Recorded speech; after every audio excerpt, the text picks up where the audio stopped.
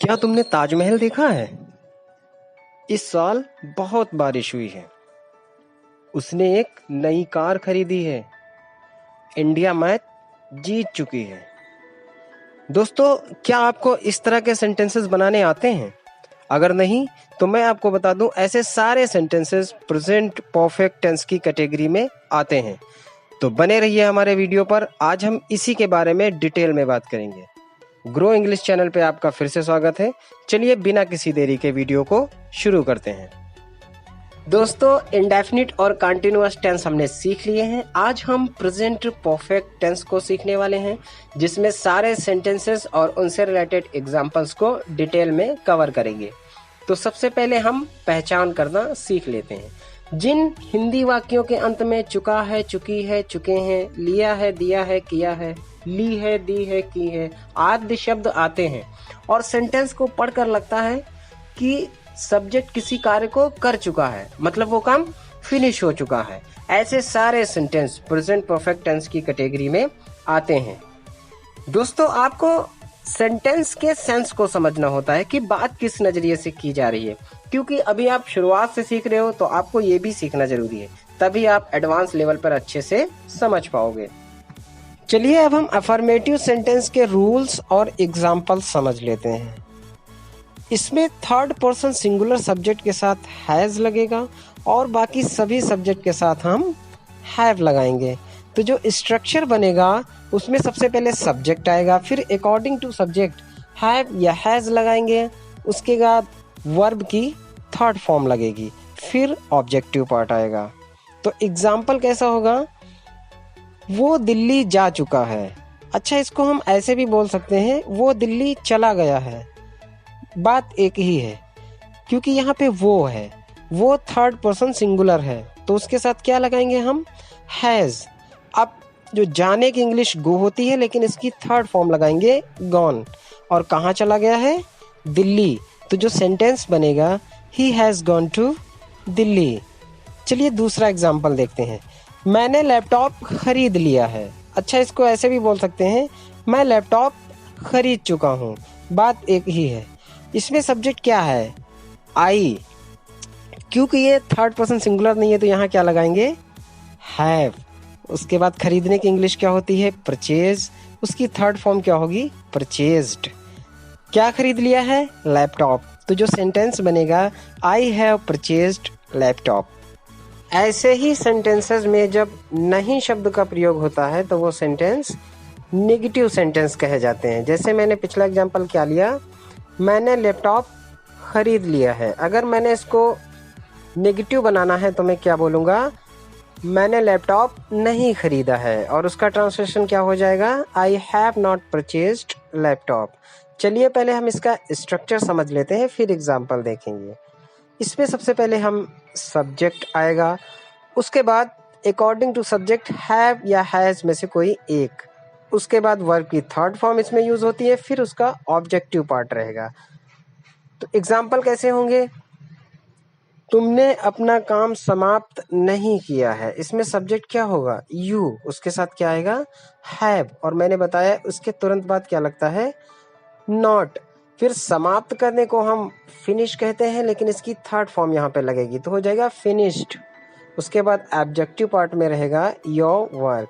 तो जो सेंटेंस बनेगा you have not finished your work, लेकिन हैव नॉट का कॉन्ट्रैक्शन हैवेंट होगा। तो आपने ज़्यादातर देखा होगा जो लोग बोलते हैं वो ऐसे बोलते हैं, you haven't finished your work.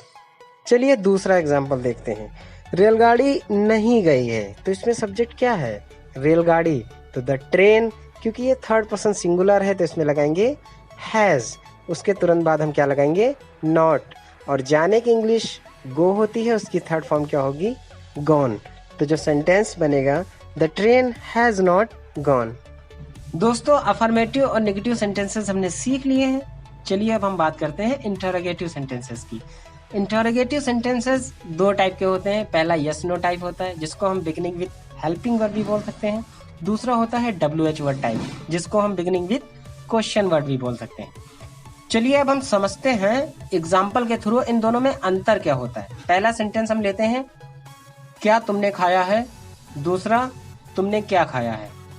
तो देखिए मैंने बताया है जो यस नो टाइप होगा उसके शुरुआत में क्या आएगा और उसका आप उत्तर यस या नो में दे सकते हैं। तो अगर आपसे कोई पूछे क्या तुमने खाया है तो इसका उत्तर आप यस या नो में दे सकते हैं, या फिर आप बोलेंगे यस या फिर आप बोलेंगे नो, इसलिए ये यस नो टाइप हुआ। अच्छा दूसरा देखिए जिसके बीच में क्या आता है वो WH वर्ड टाइप होता है। जैसे तुमने क्या खाया है, उसमें देखो शुरुआत में आया था क्या तुमने खाया है और इसमें बीच में आया तुमने क्या खाया है। इसमें यस या नो में आप उत्तर नहीं दे सकते, क्योंकि अगर आपसे कोई पूछेगा तुमने क्या खाया है तो आपको बताना पड़ेगा आपने क्या खाया है।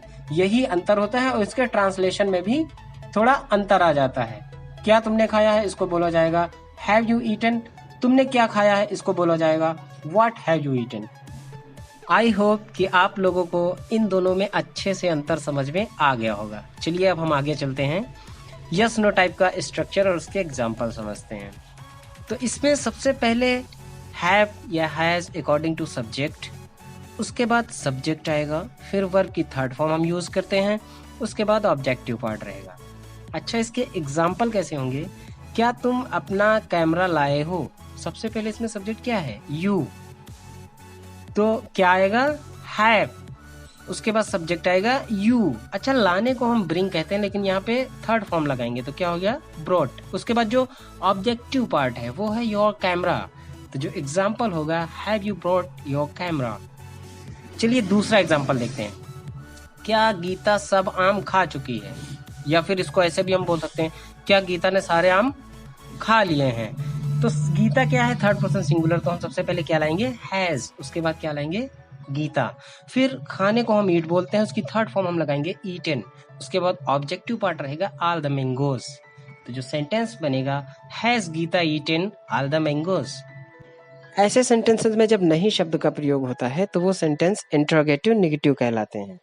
इसमें हम सब्जेक्ट के तुरंत बाद नॉट का प्रयोग करते हैं। चलिए हम स्ट्रक्चर देखते हैं। इसमें सबसे पहले हैव हैज आएगा अकॉर्डिंग टू सब्जेक्ट, फिर सब्जेक्ट आएगा, उसके बाद नॉट लगेगा, फिर वर्ब की थर्ड फॉर्म रहेगी, उसके बाद ऑब्जेक्टिव पार्ट। एग्जाम्पल क्या होगा, क्या अभी तक वो नहीं आई है, तो वो इसमें थर्ड पर्सन सिंगुलर, सबसे पहले क्या लिखेंगे हैज, उसके बाद वो शी, उसके बाद सब्जेक्ट हो गया तो नॉट लगाएंगे, उसके बाद आने की इंग्लिश होती है कम, थर्ड फॉर्म भी कम होती है, अभी तक के लिए हम क्या लगाएंगे यट।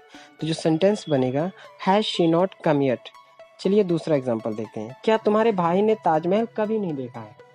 सबसे पहले इसमें हम क्या लाएंगे, तुम्हारा भाई, ये क्या है थर्ड पर्सन सिंगुलर है तो हैज, उसके बाद योर ब्रदर, कभी नहीं के लिए हम नेवर लगाते हैं, और देखने की जो इंग्लिश होती है वो सी होती है लेकिन उसकी थर्ड फॉर्म होती है सीन, और ऑब्जेक्टिव पार्ट जो होगा वो होगा द ताजमहल। तो जो सेंटेंस बनेगा has your brother never seen the Taj Mahal. दोस्तों जैसा कि हम आपको पहले ही बता चुके हैं WH वर्ड टाइप में क्या क्यों कब कैसे ये सेंटेंस के बीच में आता है और ये सब प्रश्नवाचक शब्द होते हैं। चलिए सबसे पहले हम स्ट्रक्चर समझ लेते हैं। इसमें सबसे पहले हम WH वर्ड लिखेंगे, उसके बाद अकॉर्डिंग टू सब्जेक्ट हैव या हैज, उसके बाद सब्जेक्ट आएगा, फिर वर्ब की थर्ड फॉर्म लगाएंगे, उसके बाद ऑब्जेक्टिव पार्ट रहेगा। तो हमारा जो एग्जाम्पल होगा तुमने मोबाइल क्यों खरीदा है, इसमें सबसे पहले हम क्यों की इंग्लिश लिखेंगे वाई, उसके बाद क्योंकि सब्जेक्ट हमारा यू है तो हम हैव लिखेंगे, फिर सब्जेक्ट आएगा, उसके बाद खरीदने की इंग्लिश होती है परचेज लेकिन उसकी थर्ड फॉर्म यहाँ पे लगनी है तो हो जाएगा परचेज्ड, उसके बाद ऑब्जेक्टिव पार्ट में मोबाइल रहेगा। तो जो सेंटेंस बनेगा why have you purchased mobile. चलिए दूसरा एग्जाम्पल देखते हैं, उसने इतनी महंगी कार कैसे खरीद ली है। तो सबसे पहले कैसे की इंग्लिश, कैसे की इंग्लिश क्या होगी हाउ, उसके बाद ही थर्ड पर्सन सिंगुलर है तो हैज लाएंगे, उसके बाद ही लिखेंगे, यहाँ भी खरीदने की इंग्लिश परचेज है, थर्ड फॉर्म परचेज्ड हो जाएगी। इतनी महंगी कार के लिए हम लिखेंगे सच अ एक्सपेंसिव कार। तो जो सेंटेंस बनेगा how has he purchased such a expensive car. ऐसे ही सेंटेंसेस में जब नहीं शब्द का प्रयोग होगा तो सब्जेक्ट के तुरंत बाद हम नॉट लगाएंगे, और स्ट्रक्चर में क्या चेंजेस होगा, सब्जेक्ट के तुरंत बाद नॉट आ जाएगा। एग्जाम्पल कैसे होंगे, तुमने अपना होमवर्क क्यों नहीं किया है, इसमें सबसे पहले हम इंग्लिश किसकी लिखेंगे क्योंकि, तो वाई, क्योंकि इसमें यू है तो हैव लाएंगे, उसके बाद यू, हमने बताया सब्जेक्ट के तुरंत बाद नॉट, उसके बाद करना तो डू होता है लेकिन यहाँ पे हम थर्ड फॉर्म लगाते हैं तो डू की थर्ड फॉर्म डन, उसके बाद जो ऑब्जेक्टिव पार्ट होगा वो होगा योर होमवर्क। तो जो सेंटेंस बनेगा Why have you not done your homework? चलिए दूसरा एग्जाम्पल देखते हैं। वो आगरा कैसे चला गया है? तो सबसे पहले कैसे की English how. He third person singular है तो हैज, उसके बाद ही जाने की इंग्लिश होती है गो, उसकी थर्ड फॉर्म गोन, और फिर ऑब्जेक्टिव पार्ट में आगरा। तो जो सेंटेंस बनेगा how has he gone to Agra. दोस्तों, अगर हमारा वीडियो आपको पसंद आया है तो लाइक कीजिए और सब्सक्राइब कीजिए हमारे चैनल को। हम मिलेंगे एक नए वीडियो के साथ, तब तक के लिए लव यू ऑल।